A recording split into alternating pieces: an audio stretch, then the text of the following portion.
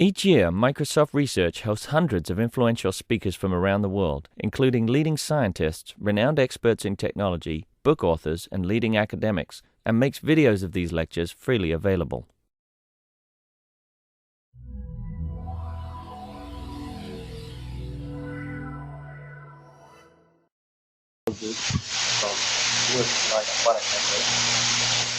Here today. He's currently a postdoctoral researcher at UNC. He obtained his PhD from UNC. He's been doing work in formally modeling security and policy. So this state of examples of finding out how attackers will approach that. And one that you have is how can we recover and maybe try to work. Welcome, Prasad. Thanks, Priya. So my talk today is going to be about what I call modeling and analysis of access control survivability. Okay. I have a tendency to speak softly, so if you can't hear me,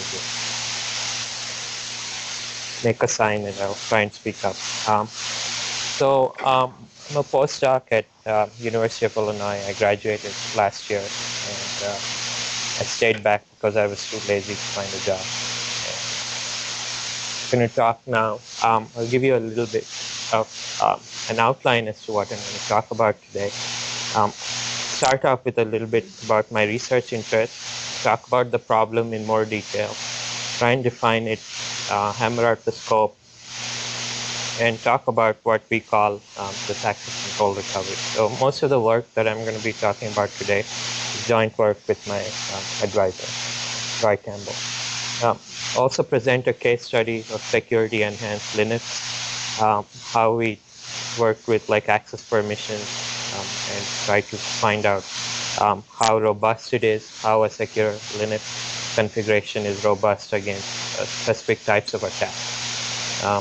Some contributions and related work, and if time permits, I'll tell you about some other things I've been doing and some other things I'm interested in. Okay. So my research interests, broadly put, it's basically to investigate practical solutions to computer systems and network security problems. A little twist in the sense that I want this to be guided by sound theoretical backing. Okay? And in this space, I've looked at a variety of different problems: access control, policy configuration, secure routing, security for pervasive computing, trust management, intrusion detection, etc. And also looked at some things in applied cryptography, and more interested in general applications of formal methods and theory specifically geared towards my other interests. So I'll talk about this access control survivability problem that I'm going to define here. The problem setting, what we're looking at here is access control. The reason why it's interesting to look at this problem is it's considered the primary security enforcement mechanism for operating systems and networks. And by security enforcement mechanism, what we mean here is traditionally the goal of an access control system to enforce these different types of policies for you. These policies historically have been one of confidentiality, integrity, or availability policies. And to give you an idea of what it means from an operating system point of view, confidentiality policy is a policy on who is allowed to read an object in your system, for example. Integrity policy can be broken down into like a write permission, and availability is whether or not you can actually access this policy. This is a very coarse notion of these properties. The way this is enforced by the system is fairly straightforward by deploying these mechanisms in terms of using the appropriate data structures and using appropriate operating system functionality, for example, using like a reference monitor to intercept your accesses and compare it against like this access control list that you have to check if this action is actually allowed by when you have a process executing an object. So the design of access control systems goes back to at least 30 years. And the question that has interested people so far all along is, how do you know that this access control system that you have built with all these different data structures and all these enforcement mechanisms that you have, how do you know this access control system is designed correctly? And I'll tell you a little bit about what I mean by this correctness. So formal models have played an important role in validating whether an access control model or an access control system, using these terms interchangeably here. Hope there's no confusion. These have played an important part in trying to come up with answers to some of the fundamental questions in access control. So, given a description of how an access control system looks like, can you tell me if this is really secure? And what is the security that we're talking about, what we mean by this security, and how you would go about validating it? So, as with everything else, an access control system can be viewed as a state transition graph. The state, this example, or the state here typically is your access matrix, which is your snapshot of the subjects or processes that you have in your system, the objects or resources that you have, their permissions, including the standard read, write, and execute permissions, and some other important permissions that people have defined over time, such as ownership, control, rights transfer, etc. Okay? And once you have the state, then the transitions capture how the state evolves or state changes over time. And so far, people have looked at how new subjects, objects, permissions, and policies can be added or removed. So you start off with some initial state, and these transitions tell you what are the set of reachable states from the starting state. Okay? And for different models of access control systems, historically there have been many different ways of doing access control policies. Common ones being DAC, which is discretionary access control, where the owner of an object has the right to change the permissions on that object. There's MAC, or mandatory access control, where it's mandated by system policy that these transitions are the only transitions that can occur. There's something called multi-level systems, or MLS, which is an extreme form of this mandatory access control. And there's RBAC, or role-based access control. And what all these different types of access control models specify is actually what are these guards or conditions when you are doing these transitions. Who's allowed to make these transitions? Okay? So policies in this context define what transitions are allowed or not allowed by this model. So here's a simple example of access control transitions. You start off with some state and a definition of or a description of your policies, and here are some states you can reach. So A is the access matrix we are talking about here. S is subjects and O is objects.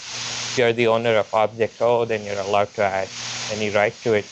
This is implementing a DAC policy, and this state shows you a state that is inconsistent with a DAC policy at the bottom. So you're trying to add a right to an object O prime, and if that was the only implementation that you had in your system, or if that was the only entry that you had in your access matrix, then this should not be allowed in the context of DAC. So given a specific access control implementation, so it would be really nice. One thing that hasn't happened with respect to these access control models, at least historically, is that there's no distinction between this policy, notion of policy as to what authorizations or what access rights are actually allowed by some system authority versus what actually get implemented in your system. Okay, so your access matrix is believed to be like your policy. Okay, and I'll talk a little bit about how we need to make this distinction necessary in order to understand, in order to even talk about things like attack, because that's where your policy and implementations don't measure up with each other. Okay? So given a specific access control implementation in terms of all the permissions that I have right now on this laptop that I own, for all the different processes that I can instantiate and all the different objects that are there in the snapshot, what I can do is construct an authorization relation. Okay, yeah, go ahead. A little bit, yeah. I'll expand. Okay. Do you have any other questions? Yeah, okay. So a permission is authorized. So the authorization relation in this context is a permission is authorized for a subject against an object O if you can find the appropriate entry in the access matrix, and then this condition or constraint that you have imposed on the transitions because of these models that you have in mind when you built the system, this is checked by the system whenever a subject requests this object. And this relation is your authorization predicate corresponding to the implementation. So this comes, so by looking at an implementation, you can automatically generate this relation. Okay. That's just the right thing. Okay. So in this context, the access control safety problem is you always want to guarantee that a subject is allowed to access an object using a certain right if and only if this access is authorized by the policy. Again, we looked at how you can take an implementation and come up with the authorization predicate. Now, this system is said to be secure if these authorization predicates are a subset of all the policy predicates that you're allowed to have in the system. And it's precise if they're one and the same. Okay? So the question now we want to ask is, given that we have this notion of what predicates or what authorizations a given access control model has, we want to see whether a user can obtain an unauthorized right in this model that he or she did not possess by executing the transitions in the model. Okay? So you start with a state that's consistent with your policy, and then you simulate all possible traces that can change these rights, and then compute the set of your reachable states and try and validate this assertion. Okay? Now the problem with this is, in any system, if you allow people to create objects and destroy objects at will, and stuff like that, this question, finding out whether a generic right leaks in the system, is very easily can be very easily be shown as undecidable. And there's been a lot of work in trying to characterize what access control models for this question are decidable. There have been a lot of results in this area, and people trying to focus on different aspects of this problem, for example, by just focusing on rights transfer, etc., to make this problem decidable. And the consensus among many people in the field is sometimes these models that people come up with, which are decidable fragments of access control systems, are not very useful or meaningful in practice. Okay? And so there's been some work on trying to come up with what is a good access control model where you can answer all these questions effectively. But in this talk, now having set the stage, what I'm going to talk about is what I call access control failure. Okay? The way we approach this problem is by not looking at the safety analysis, which is to try and validate that all the states that you can reach from a known safe state are actually safe according to your definition of security. So while this is a very necessary property for a model to have, I argue that this cannot say anything really useful once an attack occurs, okay? Because we are automatically in an unsafe state and you don't know what to do after that. And is there any real merit to doing anything once you know you're in an unsafe state? And hopefully I'll convince you that there are some interesting problems that you can look at in this space where this question can be answered. So access control implementations are not really safe, and access control safety is often compromised by attackers. Even such things as guessing somebody's password and logging to their account can be viewed as entering an unsafe state, right? And there's, of course, the privilege escalation attack and things like that. Furthermore, these access mechanisms themselves can also become a method of attack. This is one way of formulating a denial of service problem. And I've done some work on that in this context, but I won't have time today to go into it. So enforcement of these access control policies can be both insecure and imprecise, which captures what I just said there earlier. Okay. So our problem then is, can we engineer access control systems that can basically withstand from these type of attacks that we're talking about, failures, or be resilient, or even recover from these type of information compromise. And our goal for looking at this is because many such mechanisms already exist in practice. Okay? So people have been building things like sandboxes where you try to curtail permissions.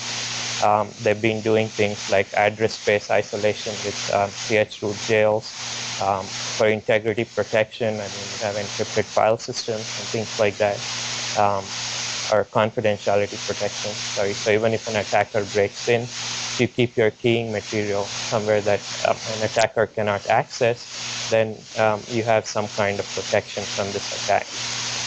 For integrity, there's rollback recovery, lots of other things. For denial of service, there's traffic shaping, filtering, firewalls, etc. So there seem to be a wealth of mechanisms that people are already using to look at this problem. And the theory for this hasn't caught up with this as much. Okay, so in my thesis that I did last year based on my work from the last 2 or 3 years, we proposed this notion of recovery-oriented access control security, where we looked at the problem of feasibility of surviving an access control attack, or quantifying how we can do this, what the effectiveness is, what its coverage is, and try and see if you have a bunch of different response mechanisms here that we're talking about, what the coverage of these mechanisms is and the cost versus benefit. Okay? And we're looking at this problem in the context of access permission. Okay. Just a brief segue, why do access control failures occur? There are many reasons.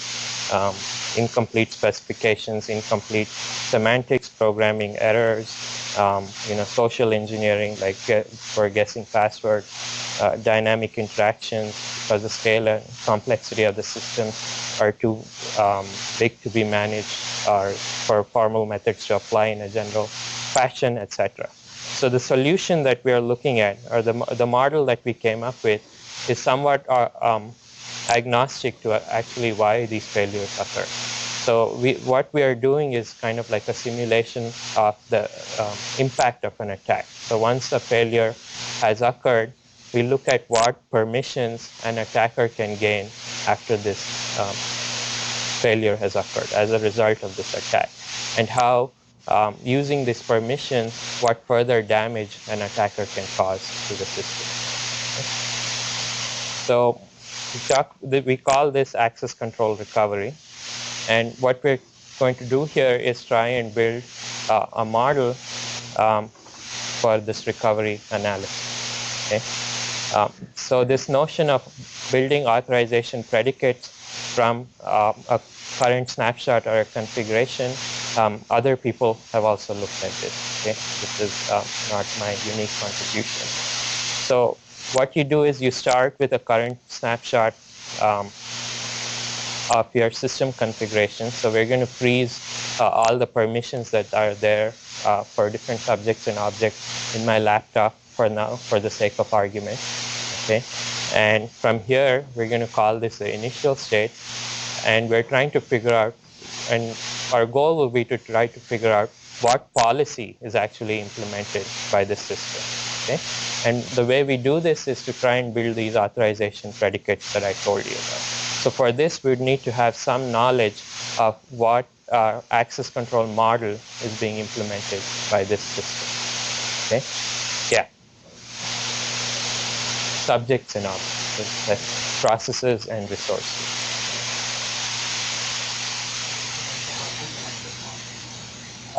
Yeah, it does contain the permissions that are there in the system. But it's not the policies, it's just the implementation. Okay, is that clear? So it's the subject. Well, there's also the access matrix in there, right? So build, yeah.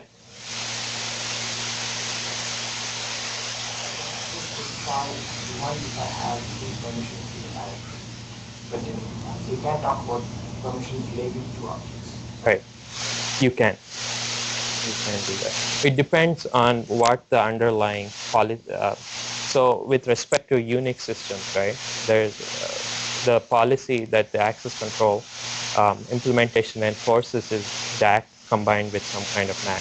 So if you're a root user, you can change any permissions. Otherwise, you have to be the owner to have a file to change the permissions, right? And these will get translated into constraints or conditions on how, given you start off with a set of permissions, what new permissions can be added. So you have to, when you make a transition, you specify a verification condition on the transition itself. And to do this, I mean, you may not be able to do this automatically, but at least in security enhanced Linux, there's some notion of what this policy is, and it's compiled or it's stored in a configuration file on your system, and it will tell you exactly how to generate like these authorization predicates. Okay? So I could have a server process that was highly privileged, and I could right. have duties. Mm-hmm. It looks like I've got an unprivileged process, and so compromise of that process wouldn't necessarily be important. Right. Mm-hmm. That are channels for the future. So right. like, so this could start at a default state, for example, a default state, but there is some temporal analysis. We'll explore how the state space can change over time, and if you can increase or reduce your privileges, that will come up in the model. And you try to build the reachable state space from this starting point. Okay, unless you have done some actions that will prevent you from taking these states in the future, in which case you can only make claims about what state you started out with, not like a generic state, right? You have to be very careful in what kind of statements you can make.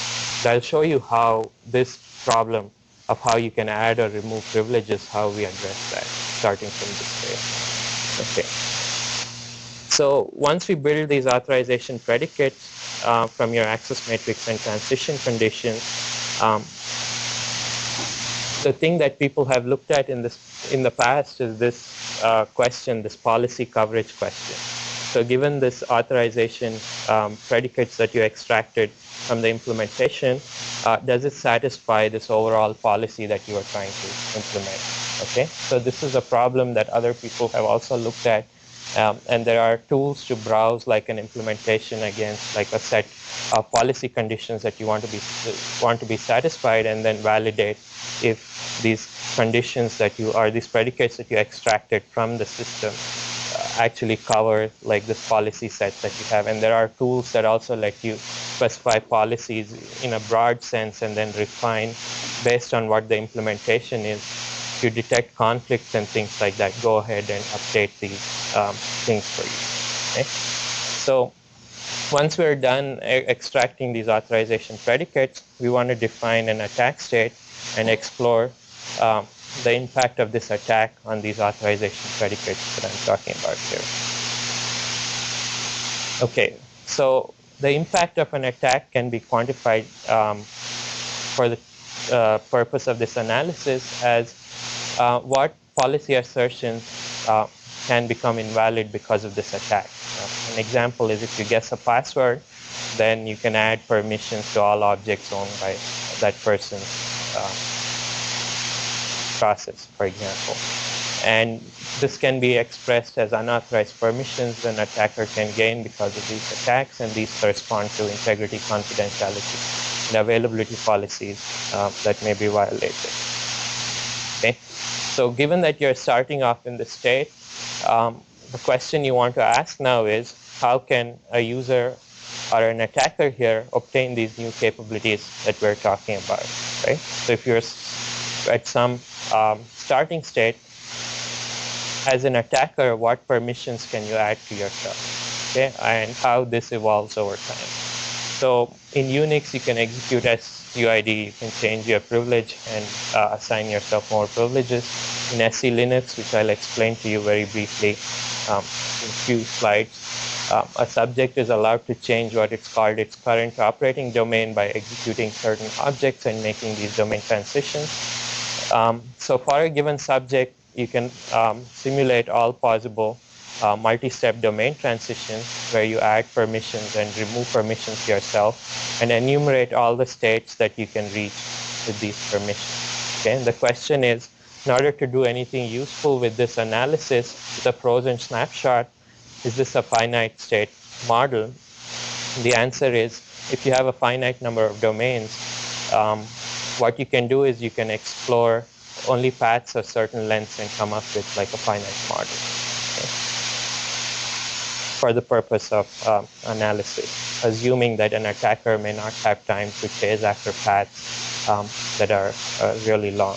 And this is where you scope, or this is where practice catches up with theory. Okay? So you have to scope your analysis to some extent.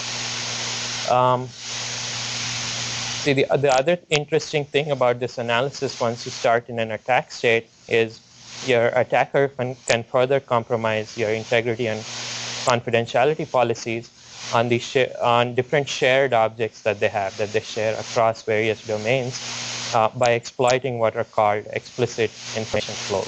Okay? So there's this whole notion of non-interference and covert channels that we won't get into. I'll punt that for now. But what we're going to look at are explicit read-write and write-read paths. Okay? So yeah.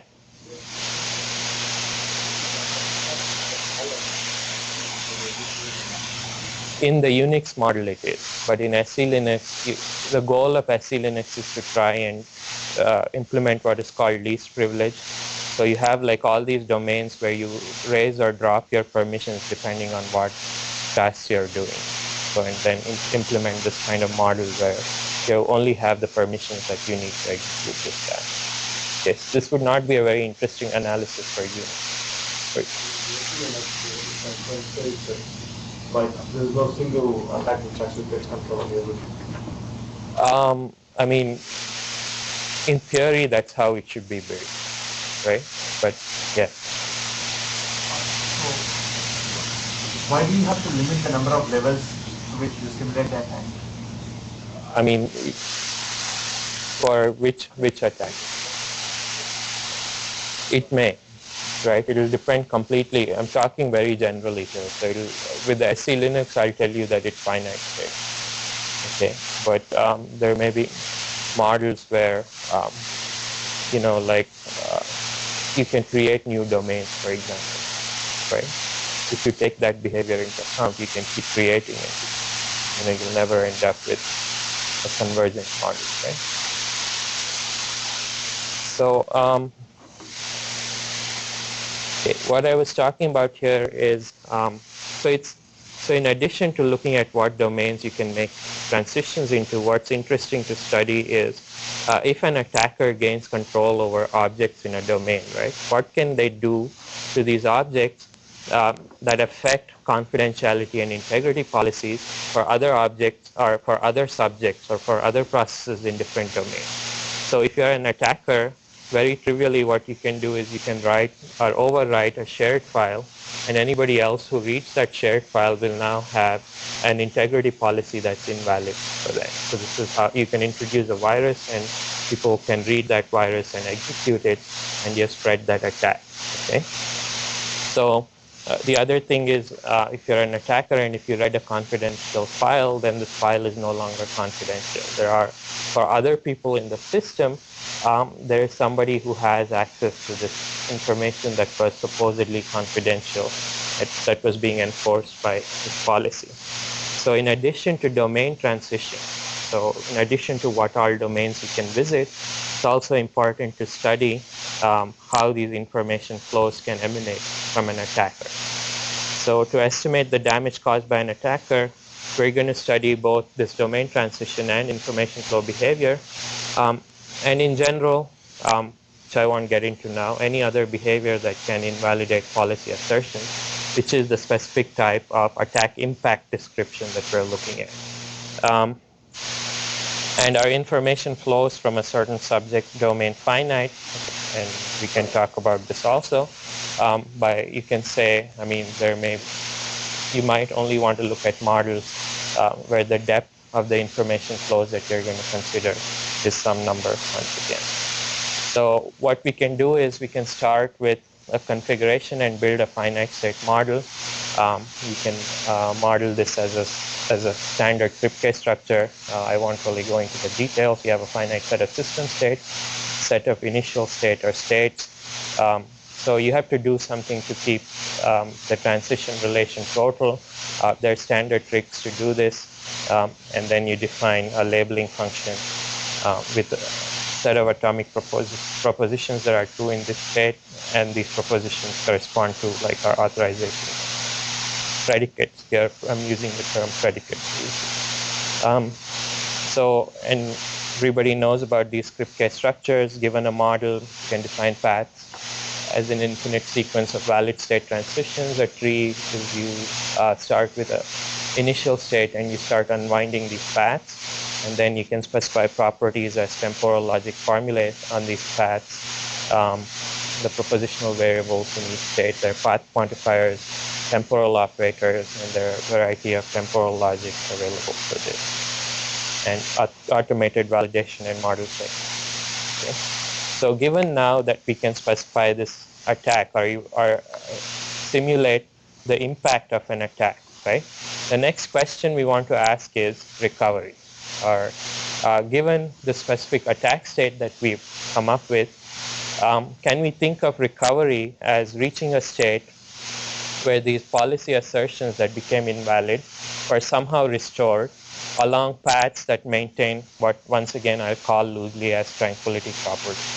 And to give you an example of this, suppose you have an attacker that reads a file that was supposed to be confidential, but the attacker didn't really do anything with this file. You were able to observe, like in the execution semantics, the attacker did not do any write actions after this file was read, or did not execute anything else. And you had, say, an intrusion detection system telling you that this was what happened. Then what you could do in order to negate the impact of this attack is to kill that process that read that file, right? And zero out its memory. In this sense, what you have done is, even though you've had an attack, in terms of its impact, you've been able to recover from this attack. Okay, so you can specify these recovery requirements as temporal logic formulas. Once again, and if you get the semantics right, what you can get the model checker to do is to actually find the existence of these recovery states. So you give a set of actions that are available to you when you're in an attacker state, and then simulate it, or build a graph, or build the reachable states, and see if you can end up in a recovered state by using these actions. Okay, so there are things that you can ask, say, if you're compromised, and if somebody else does not read or write to objects owned by this, then until these permissions are removed, okay, from that compromised object, for example. Okay, so given that I've given you a fairly high-level overview of what's going on here, I'll delve into some specifics and show you how we built this we use this to do an analysis of SE Linux configuration. And for this SE Linux, there are already a variety of tools, policy browsing tools that are out there. By policy browsing, what I mean is it allows you to look at a configuration and see what these authorization conditions or authorization relations. It will allow you to come up with a graph of how these policies can flow through the system. Okay? And this is work that other people have been doing, mainly at MITRE and Presys, and there are these tools are widely available, and I'll show you what we did with these tools and how we augmented them. Okay, so our case study here is security enhanced Linux privilege escalation, and what we're looking at here is the privilege escalation attack, where an authorized subject executing with say elevated privileges is compromised by your attacker. And now the attacker has all permissions available to that subject, under that execution. And once again, we're agnostic to what actually caused this attack. Okay, so we don't really know if there's a possible buffer overflow attack using string copy on your stack return addresses or not. I mean, we're going to assume what we're doing here is vulnerability analysis. Okay, we're going to say, suppose this were going to be attacked. What can you do from this point? And the question we want to answer is, like I said before, SE Linux allows you, in theory, to implement what's called this principle of least privilege. So what we want to look at is how effective are these SE Linux mechanisms that somebody has built, or how would you go about building these mechanisms if you wanted to come up with a configuration that was resilient for some definition of resilience against these attacks. Okay?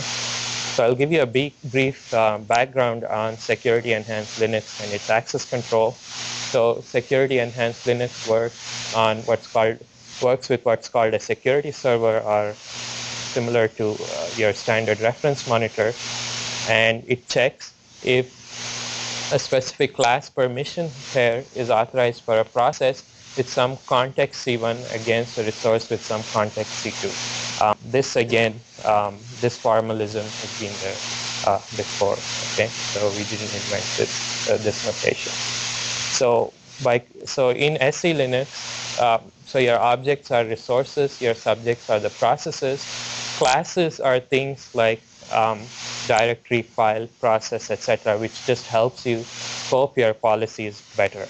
Okay, and a context can be one or all of these four things that I have here from these four domains. So it can be a type or a domain for a subject, or a type for an object, okay, from some space of types that you're allowed to have. There can be something called a role of a user. There can be your user identity and also your label. So the security context for SE Linux allows you to set different types of policies, namely the standard Unix combination of Mac and DAC, which I explained to you what they were before. This MLS policy, or multi-level security policy, RBAC, or role-based access control policy, and these are all attributes of those different policies. Okay, so the policy specification for SE Linux is fairly complex, so it allows many different models of access control to coexist at the same time, and the security context basically captures what all these different models are. And an allow permission would look at the security context of the initiator of this request and the security context of this resource that is actually being accessed, and looks at what class and what permissions, what permissions are allowed for that class. And I'll show you an example of what an allow statement looks like in SE Linux in the next slide. So what you need to get out of this is fairly complex. It has a lot of different attributes, and there are many different ways of setting policies. And the way you write policies is to write these little statements in the form of allow predicates that I'll show you next. So then you have the authorization relation, which is constructed by parsing this SE Linux policy file.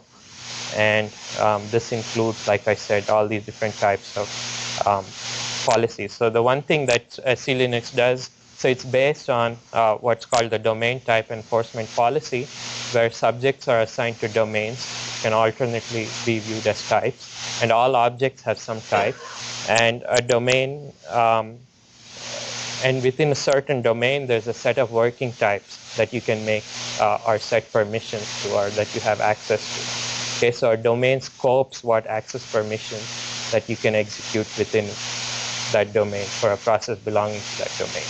And you can make transitions to other domains by using these domain transition rules, and these are refined by various conditions you put on them. So you can have like some constraints on how you can make a transition from one domain to another domain. Okay. So what all SE Linux configurations have is this thing called a policy file, where you write statements of this form. So a policy, a person who sets the policy for your configuration comes up with these types of statements. So you have the allow statement which says for a given subject type and for a given object type, for a class of an object, it can be a file, it can be a process, etc. What are the permissions for that object? And this is your standard DAC/MAC type of policy. Also, you can have the role 1, role 2, allow role 1, role 2 type of statements which tell you if you're currently in some role, what role can you change to. Okay? And with each role, you associate a type for the object, saying if you're in this role, then you can access objects of that type. There are also some definitions of what are called the user role assignment and permission role assignment, where you assign what roles your users belong to, and with each role you associate a set of permissions. And then you have a constraint expression in terms of a cross product of the context that I told you about. And this just scopes what permissions you can enforce. It gives you tighter grained control over what transitions your model can. So in your model, your transitions look like this. Can be thought of abstractly as a label transition system. Start off with a context, your type, your role, your user ID, and your label. And when you try and make an access request using a certain permission on a certain type of object, whose class is given by that, the T1R1, T1L1, so that's an object. The first one there is a subject, and so on, and you can keep going. This is what a transition looks like. And what we can do is you can use these configuration files to construct these different states and transitions. Since you want to come up with a finite state model to analyze something useful, we're going to restrict what we're going to look at to domain transfer and explicit information flows that I told you about before. Okay, so here's an example of the protection state of ST Linux. Gives you all the types, the classes, and the permissions for different domains. Domains are like these process types. So they use the term domains and types for processes interchangeably. And everything has a type, whether it's a process or an object or a resource. And that's your policy expression. So an attack causes the domain of a user to change, for example, during the execution of string copy if you're modeling a buffer overflow privilege escalation. Okay, but the actual attack that happens is not important. What we're looking at here is a simulation, an attack simulation, and we want to model the impact of the attack as an unauthorized new user gaining these new access permissions and thereby compromising authorization. Okay, so starting with your attack state, we try and find out what domains you can reach by these permissions that you can get by becoming an attacker. And we did this. So we're going to build a graph using these transitions from our authorization relation and catalog what permissions can be acquired by an attacker. So we did this for a variety of different domains. So there's been some work that other people have done to actually confine various SC Linux domains and restrict their transitions so that you can never become root even if you compromise that domain. For example, there's a domain called HTTPD syscrypt T where it defines what permissions are associated with somebody running an HTTP script on your server, for example, right? So people have gone in and built the configuration files for this domain that you have to try and prevent any transitions that might lead somebody executing under this domain into, say, the root domain, for example. And the way they did this was they built this by hand, looked at what the transitions are, and then came up with these different domains with different privileges, and then told you when you can make this domain transition and when you cannot. Okay, and the way they validated this was by using the policy browser tool, by implementing this policy by hand and using the policy browser to see what states you can reach. So what we did was we automated this part, and we looked at HTTP domain, and we found like many different flows from an HTTP domain type which were not really intended by the policy, okay? And by the policy here, we mean by what we think of common sense as policy, because nobody really knows why these permissions were put in there. Or maybe there are some people historically who've been building the Linux system who know why all these permissions went in there. But it seems like a black art right now to try and figure out what these policies are and why they were put in there. Yeah. The maximum length of the privilege certificate in your commitment? So, I mean, we've done until 15, but we just stopped because, I mean, even that gave you like an unmanageable number of states.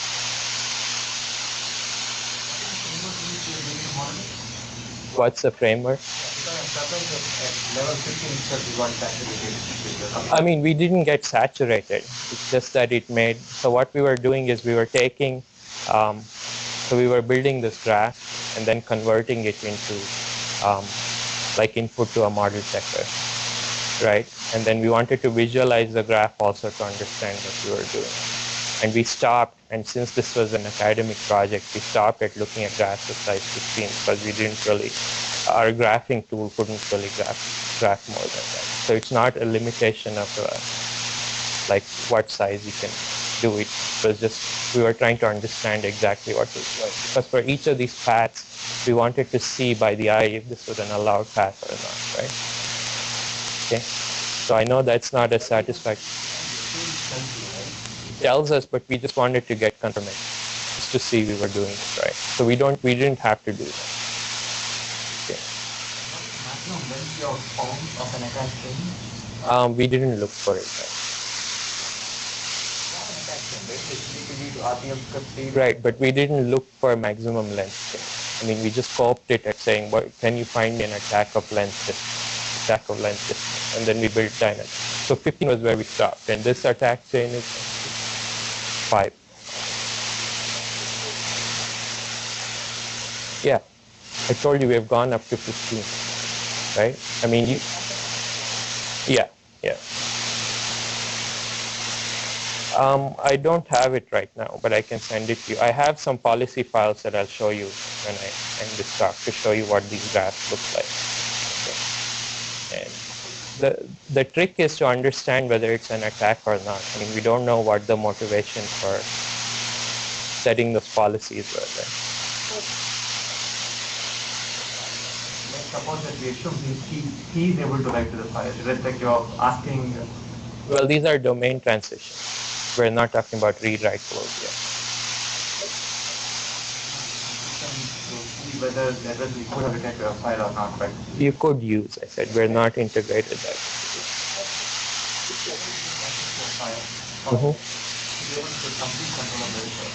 Right.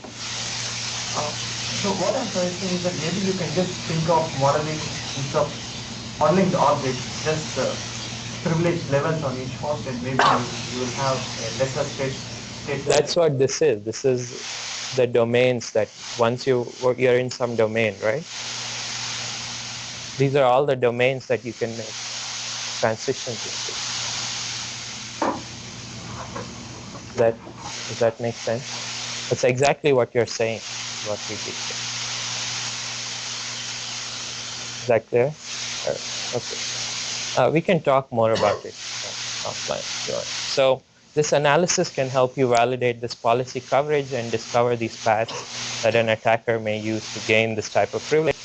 The nice thing about this is, like I said, this confirms like intent. Did you really intend this script to go through all these different scripts and get, these domains to be able to make all these different transitions and actually get these permissions in the end, okay? Yeah.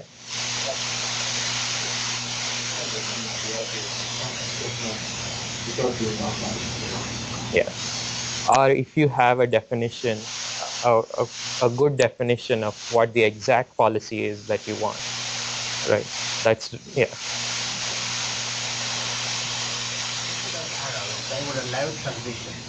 Right.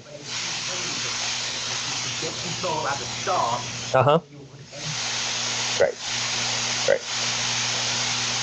Okay. So for this problem, I mean, if you want to model recovery, I was telling Sriram earlier, recovery is not very interesting for these two examples that I have here. But just for sake of completeness, I'll talk about what the recovery for this is. The recovery is basically, can you reach a goal state where your permissions are consistent with what policy you want to implement? So what you can do is you can ask, say, for example, you can make a binary decision diagram out of this and ask this binary decision diagram what propositions you need to negate in order to make these assertions true again, and what commands you can use to make this happen. Okay, and for this, in order to prevent a domain transition, you just need to remove the execute permission on that object that allows you to make a domain transition.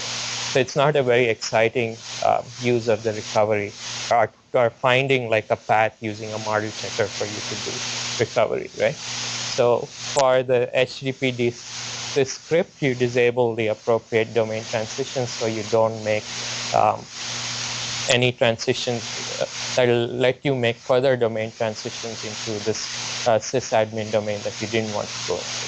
Now the trick is, I mean, some of this may impact the functionality of what you're doing, right? So even though you have an automatic way of doing it, the old adage that the only secure solution is not to do anything at all in your system, to pull out the network or not have any permissions for anybody, right? It could degenerate into something like that.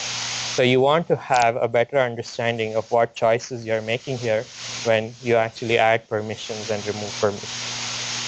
Okay?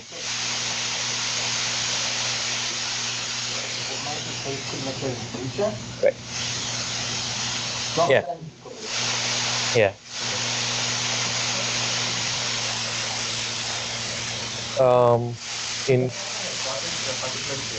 There's no point in keep trying to lose privileges, and an attacker only gains more things with Yeah, time. we do that. That is one of the rules to scope, like what transitions make correspond like that. So there are a lot of different things that you can do. We're not running into the limit. We just saw that. I mean, we just did that for different. I mean, that was just an artifact. I mean, we just wanted to show. I mean, we were not trying to build like production value. We were just wanted to check and validate if this was what was happening. Okay, so I mean, there was no limitation physically. It was just a limitation of how many states it came up with that a graph editor could handle for us to view it. And it's an arbitrary restriction, I agree. It doesn't make any sense, but we did that just to visualize it, to get some feedback for us. Okay, there's no fundamental limitation that it was only 15 states. Yeah. Like all the files? No. Okay, yeah. So I'll show you one file of what paths we discovered between two domains. And I'll show that at the end. So what you can also do is, so in addition to this domain transition analysis I talked about, we can also do this information flow analysis. So you can analyze, once again, these explicit information flows from your compromised state. So you can build your graph by starting at this attack state, follow all these read, write, and write tree paths. The thing is to restrict these paths to valid domain transitions, because if you're in a domain, you can't make a transition, but you find an information flow, then you can't really do anything about it. As an attacker, you yourself trying to create that damage. Okay? If that file was shared, you would still end up affecting the confidentiality and integrity policies for that shared object. Okay? So for each path ending in a read for an attacker, invalidate all the confidentiality policies of all the others who can read them. Yeah. Can you show me a file where you show me, given a user and object, this is the integrity policy for this file, this is the integrity policy, confidentiality policy for this file. Can you show me those rules somewhere? What's that? No, we are trying to, that's what we're trying to come up with, right? But the permissions give you the integrity and confidentiality policy. If you have read permission over somebody and you're not an attacker, right? We're assuming that that is your confidentiality policy. If you have a write permission, that is your integrity policy.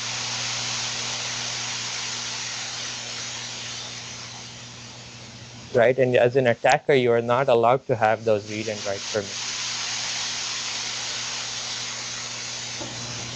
So You see what I'm saying? The derived content, what a derived confidentiality policy looks like. It's just the permissions, the read permissions that somebody has. Not sure I understand. Anyway, we can talk about it offline. So by confidentiality and integrity, like I said in the beginning, we were just talking about reads and writes, okay? And in SC Linux, actually, you can set different actions as to these read actions and write actions. We'll talk about that offline. So what we did was you can start at some domain once again, and then look at all the objects that are shared across different domains and come up with this graph of what the affected types are that share these objects. Okay? So once you have this notion of how compromising a domain can spread like these compromised objects, and you can have people who are not allowed to read or write to objects actually violating these integrity and confidentiality conditions. What you can do is try and think of how you would use or how you would come up against a recovery strategy by design, okay, if this happened. And what we looked at is we looked at what chroot jails do, which is basically copy the object or duplicate its address space. Okay, so to prevent an attack, what you can do is your affected objects can be copied so that this copy object is not shared by other people who access it in different domains, and the domain transitions that affect this copied object are forbidden. So if you enter a chroot jail, for example, all the copies that you have there are your local copies, and any modifications that you do to those local copies do not affect global properties in any way. Okay? So this is at the cost of like having extra memory and possible consistency issues with having different versions lying around in different address spaces, etc. So you can do this for many flows. So what we want to do is analyze, starting at a given attack state, at what point does it make sense to copy so as to prevent these different types of attacks, and create like these different address spaces for different domains. Okay? Since all flows cannot be prevented because it will impact functionality once again, the question is what configuration is appropriate. And once you have this, these different attack domains that you're trying to simulate, you want to identify what are these minimal cut points whose disconnection will actually partition this graph, and then you copy at those cut points. So now you have like these disconnected components, and if an attacker gains entry to a domain, then they can't break out of that domain. Okay, so effectively you're doing a chroot implementation once again in an automated fashion, rather than relying on somebody's intuition for you to implement this correctly for you. And also, the classic question has been, how do you know whether to make a new copy of a file or not? And here, we have some theory to back it up as to why you would do it here, and come up with an ideal solution of some sort. Okay, so this can be used with an IDS. You could use this to create default fail-safe policies. So if you want to figure out what is the smallest number of permissions that you can use to make these disconnected components and have this privilege separation in place once you have an IDS intrusion detection.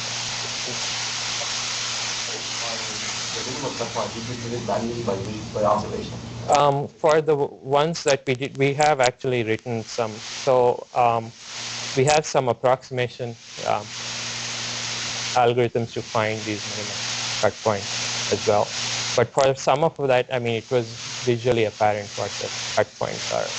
I mean, so you could, in our tool, we have a way of computing this for you. So you can simulate one attack domain, and then say all the others are not attackers, and see how they're affected and what the cut points for this domain. So what we didn't do is simulate multiple attackers. which is where we're planning to do next. Okay. So another thing that came out of this work is our exploration of like this automated generation of recovery strategies. And in the interest of time, I won't go into this, but what we're trying to say here is basically define, so given that you have an attack state and given that you have a goal state that you want to neutralize the impact of the attack, can you define this as some other problem that we already know a solution to? And there's been a lot of work on controller synthesis problems. So you can, for different types of temporal logic, so given that you model the semantics correctly, you can come up with, you can check for the existence of a recovery strategy, and you have an algorithm to actually generate that strategy for you as a set of or as a proposition, temporal logic formula, for example. I'll skip that in the interest of time. We also did some extensions to the basic model. We could add explicit time into it. Gives you a bound. We could count the number of states that you have in order to, that you need to pass through to recover. There have been a lot of work on mapping state space to time domain. You can look at interval time, you can look at integer time, you can do bounded monotonicity, stuff like that. I just want to get into that detail. What we also did with these models were we also looked at how we could measure the impact of denial of service attacks by modeling it as probabilistic non-deterministic system.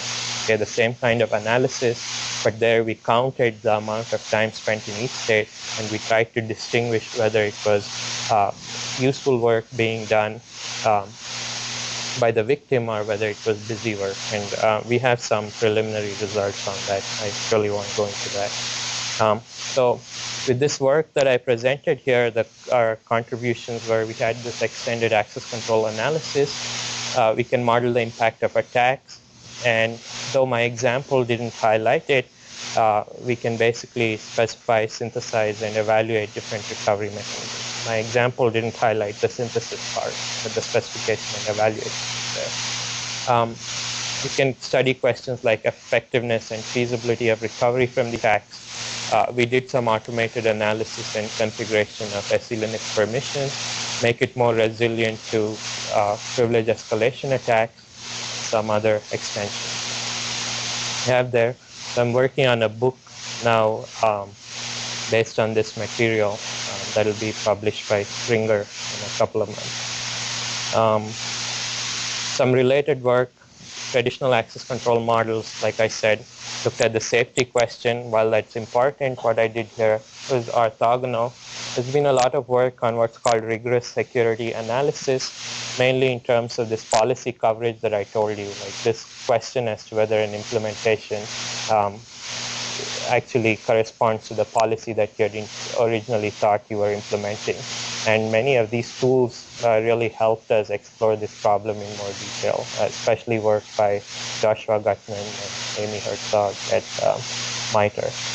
With the flow analysis, we used a tool called APOL built by Tressis. Once again, which allows us to do this easily. We had to make some modifications, but at least for SE Linux, we had a starting point. There are many different buffer overflow prevention mechanisms, and I won't go into that, including like compiler techniques, static analysis, etc. There are policy analysis tools, once again, for SE Linux. Like I told you before, this is policy coverage for most part. None of them look at attacks like we are looking at. There's been some work on attack graphs where you try and find out if there is an attack, right? You specify a goal state as an unsafe state. You start with a given state and see if you can find paths to that unsafe state. So this is automated generation of attack graphs. It's the inverse of what we're trying to do sometimes. So we start with an unsafe state and try and find a safe state. They did it the other way around, and the context was very different. I mean, it was in terms of multi-step attacks where you like compromise your password one day, and then you write to a file on the other day, on the next day, and then you initiate a network connection, and see at the end you ended up in this unsafe state. So there are many multi-stage attacks that you can mount, exploiting like some temporal latencies, and that was what they did with attack graph. There's a lot of work on fault tolerance and survivability for independent component failures, and there are some ways that this work fits into that, especially when we talk about quantifying this recovery and everything.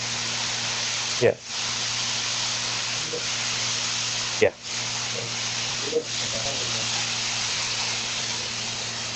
Yeah. Why would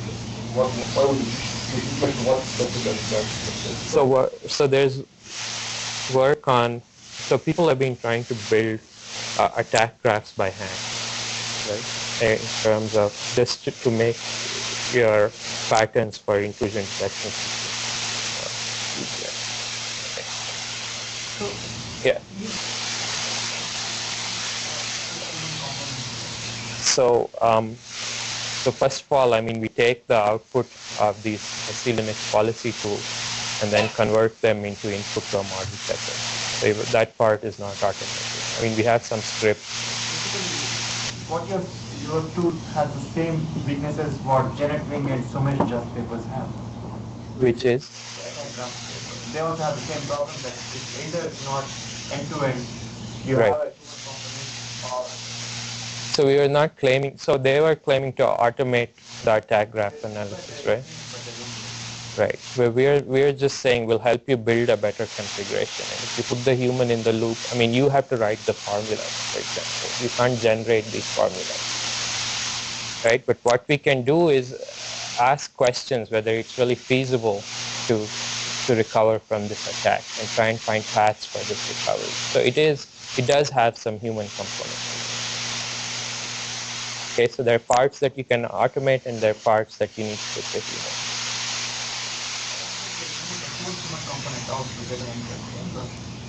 If you have, I mean, it depends on, for these two types of attacks probably, right? But, I mean, this is a general theory. I mean, we don't know what recovery means. This was recovery that we defined here for authorization permission. Recovery here was, can you negate the permissions that you had? And that's a very quantifiable goal, which is easily converted into a binary decision diagram. There are lots of tools that will let you do checking. But I mean, if you propose a general theory, I mean, I don't know the answer to that, whether you can completely automate it for all different types of attacks. I haven't looked at different types of attacks. Yeah. So APOL basically constructs this, it's the policy browser that I was talking to you about. And Gokyo actually does something called integrity policy verification. So what they do is they look at all the paths, these that given at starting at some type, right? They look at so the way they specify integrity policies is actually like as workflows. So given an object, it will tell you who can access that object, do what they want on that object and in what order. Okay. So if you have a file, you'll say this type or this domain can read it, convert it into some other format, which can be picked up by another domain, and that can do some other processing on that file, and so on. So it's trying to catalog all the processes and in what order that a given object in the system can be manipulated to give you a notion of how integral that processing was, whether everything was authorized and whether it was done in that strict order that you specified, right? So what they do with Gokyo is they build these information flow paths, and they look at what are the different domains that can access it, and they validate like these assertions. So that is another type of analysis that you could do with our tool as well. So the MITRE thing and the APOL thing overlap substantially, and mostly policy coverage.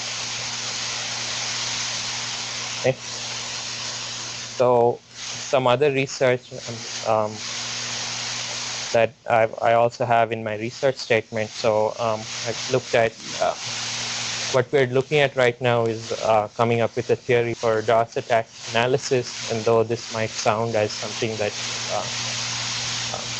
cloud cuckoo land, we've actually been able to come up with some interesting characterization and some runtime monitoring and verification algorithms that will help you evaluate the effectiveness of different DOS prevention or filtering strategies.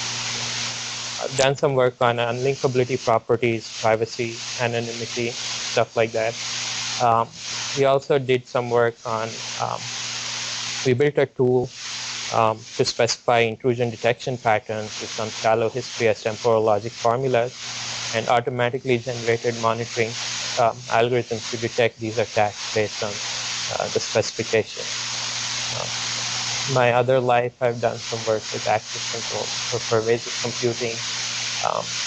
We have an operating system in my research group for pervasive computing. It's a meta operating system to facilitate like application development for pervasive computing. And we've done some work in integrating context, building some component-based architectures for general security services, and some authorization frameworks with fast revocation, etc. Some other work I've done, some mutual authentication entry agreement for forward security in sensor networks, done some implementation and semi-formal analysis with that. Some other work that I've done. So I'll stop here for questions. Oh, and I'll show you my demo. It's not clear.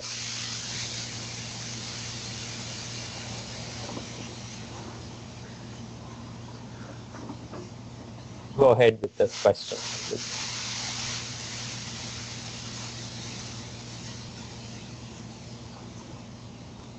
You mentioned these unlinkable properties. Yeah. Is that no matter how privileged you were, you could not remove them?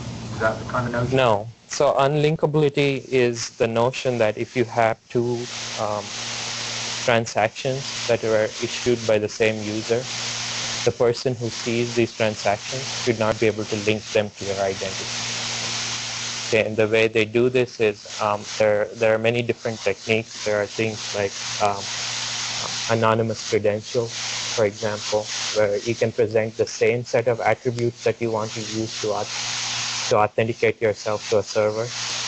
You don't have to change what you are looking as to the server that you're talking to, but you'll still get a cryptographically unlinkable certificate, which the server won't be able to link as coming from the same identity.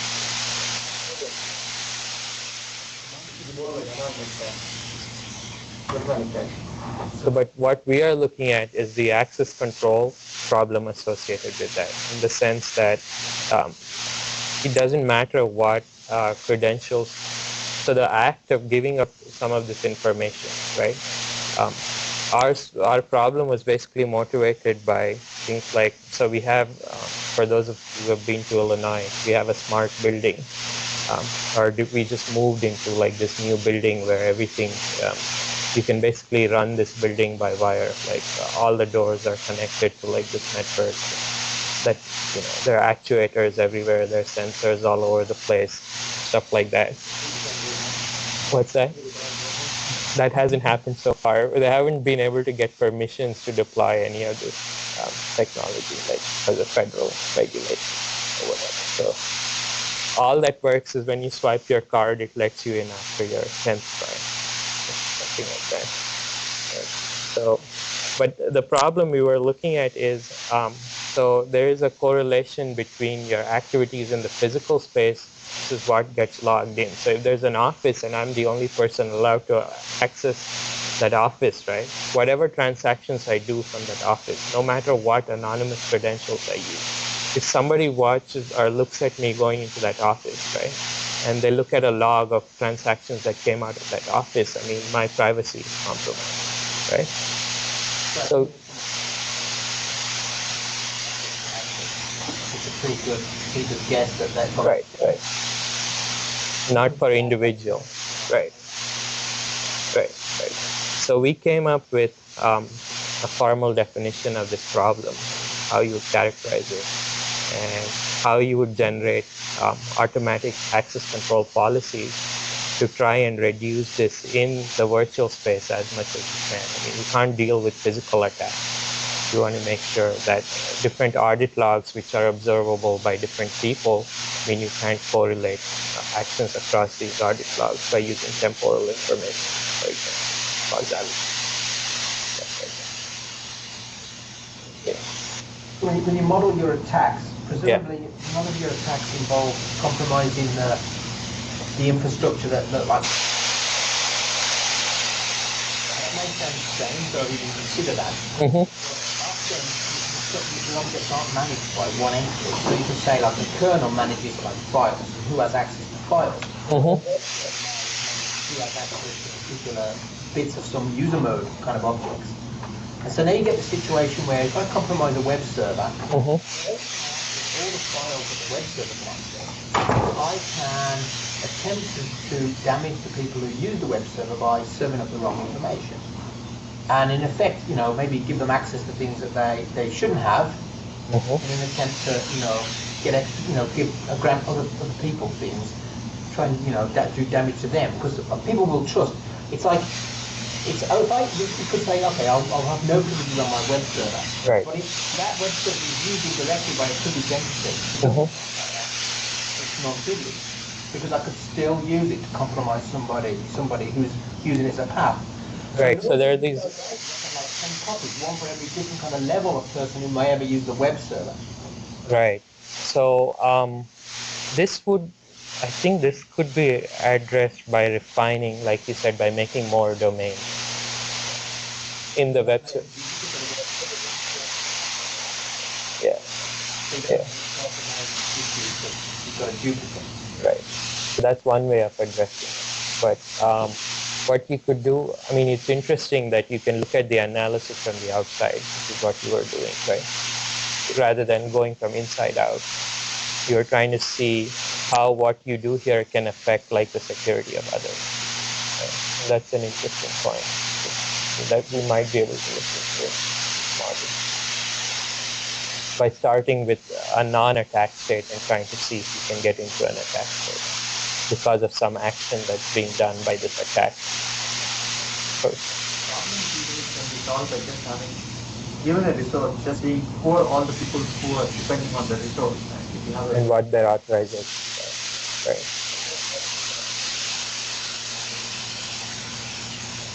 What you do if you don't want the effects across the domains, that's the problem, right?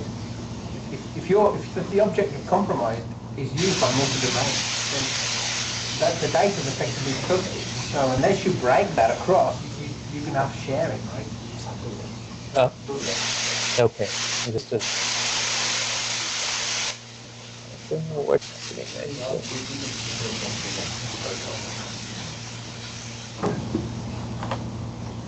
I haven't been able to.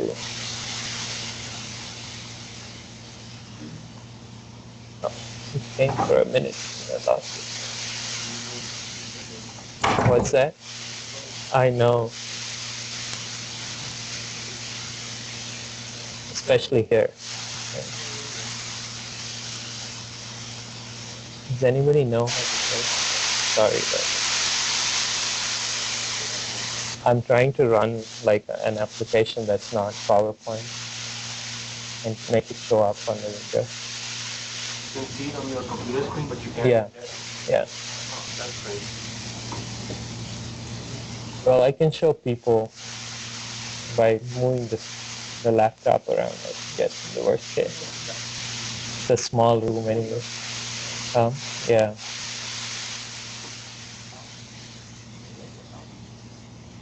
Usually never gives you any trouble.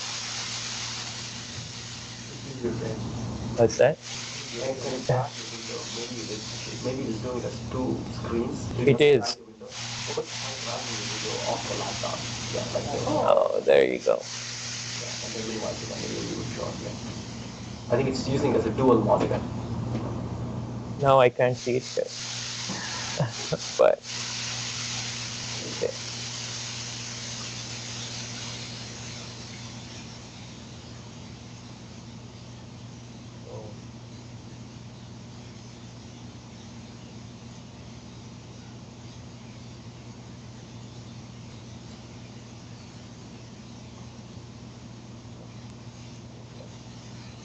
Okay.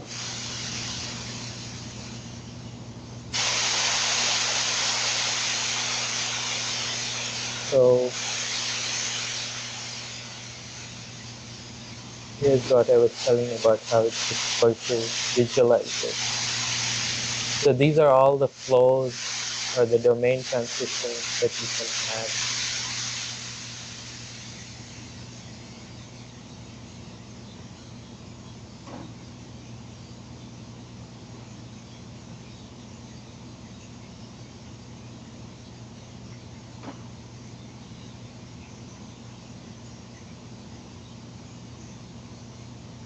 From a generic user type that we have there.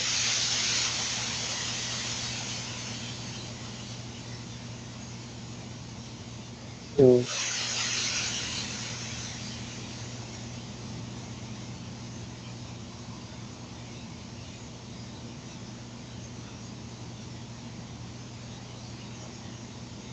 I think it should be here at the bottom. We scoped it to paths of length 10 or less, and we found 200 mistakes. So just the number of different ways that a user can become root and then become it.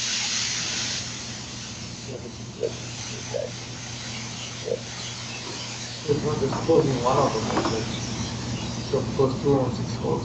Yeah, but this is only for paths of length. I think it was 7, 6, so this gives you an idea of the scope.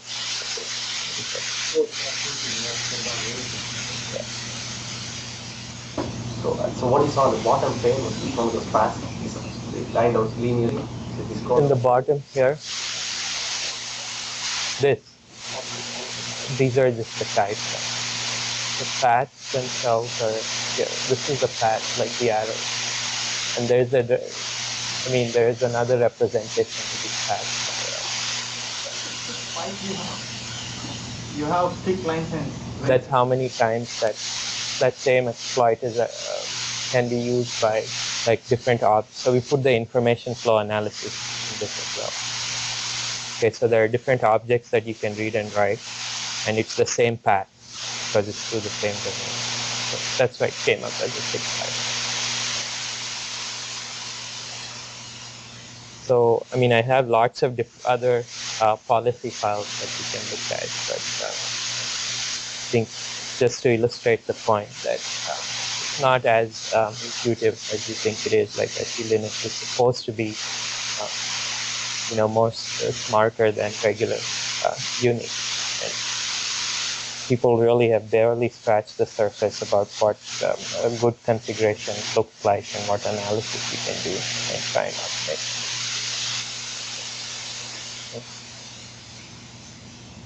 Stop here. Questions, we still have time.